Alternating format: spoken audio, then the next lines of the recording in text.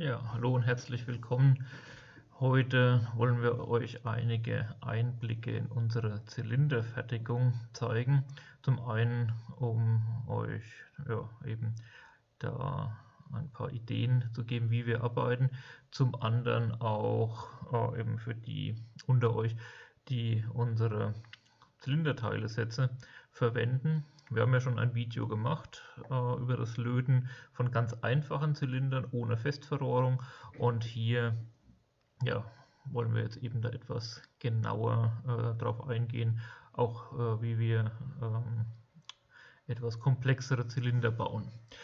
Ihr seht hier den Kollegen, der die Zylinderteile vorbereitet, das Ganze mit Flussmittel versieht.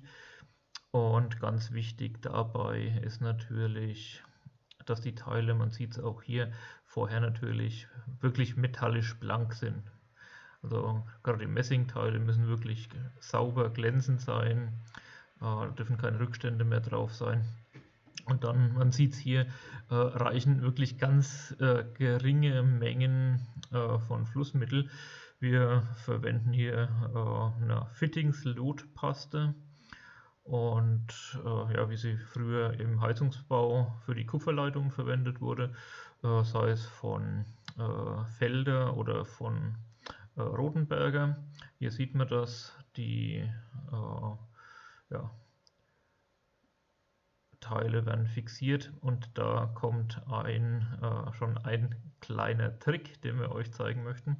Wie ihr hier seht, auch wenn das Video etwas unscharf ist, wir arbeiten mit vorgeformten Lötzinn, das wir vor dem Löten auf die zu verlötende Stelle aufbringen. Und das sieht man hier schon, man muss nur noch kurz mit der Flamme das ganze Bauteil erwärmen und bringt mit diesem kleinen Trick keine unnötige Wärme in das Bauteil rein.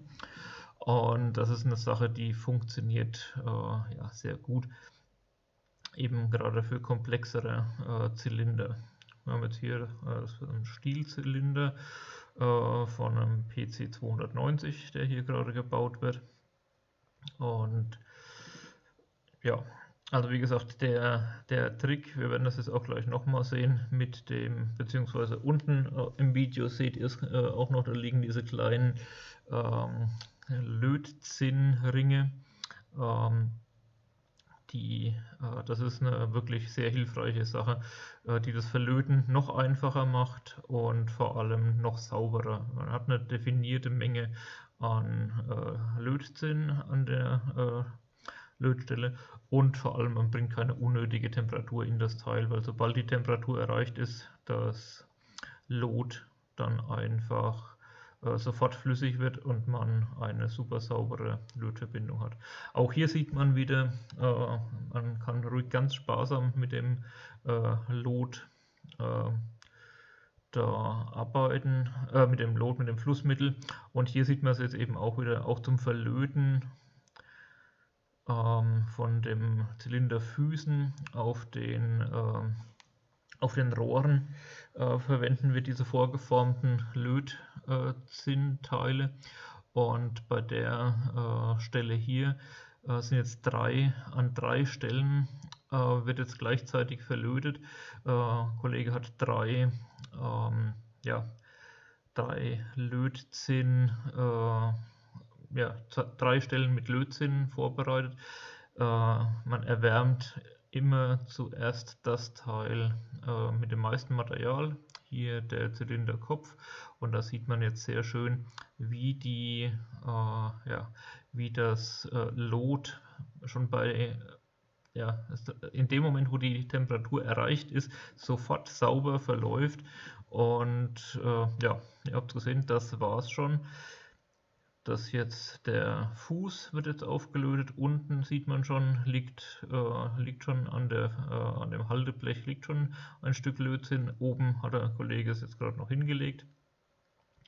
Und auch hier wird erst wieder der Fuß selbst erwärmt, da das der das Teil mit der größten Masse ist, also der am längsten braucht, bis die Temperatur erreicht ist. Einmal von rechts, einmal von links, damit die Wärmeeinleitung gleichmäßig erfolgen kann. Und dann sieht man schon oben am Anschluss der Festverrohrung und dann fängt es an und dann geht es wirklich ganz schnell, dass einfach überall das Lot flüssig wird, einmal außen rumläuft und das war's schon. So habt ihr jetzt eine wirklich saubere Lötverbindung. Hier noch einmal an einem Beispiel, wo eine Abstützung von der Verrohrung angelötet wird. Die Teile werden fixiert, vorbereitet, Lötzinn aufgelegt und dann muss man das Ganze nur noch erwärmen und hat sofort eine super saubere Lötstelle. Und ja, wie gesagt, das Ganze ohne unnötigen Wärmeeintrag in die Zylinder und ja, durch die Lötzinn, durch die vordefinierte Menge Lötzinn eben auch immer eine saubere Lötstelle, wo man nicht viel zu viel Lot dann drauf hat. Ja, ich hoffe, das Video hat euch gefallen. Wir haben das jetzt hier quasi nachvertont und ja, bin gespannt. Ich denke, war für euch auch wieder das eine oder andere Interessante dabei.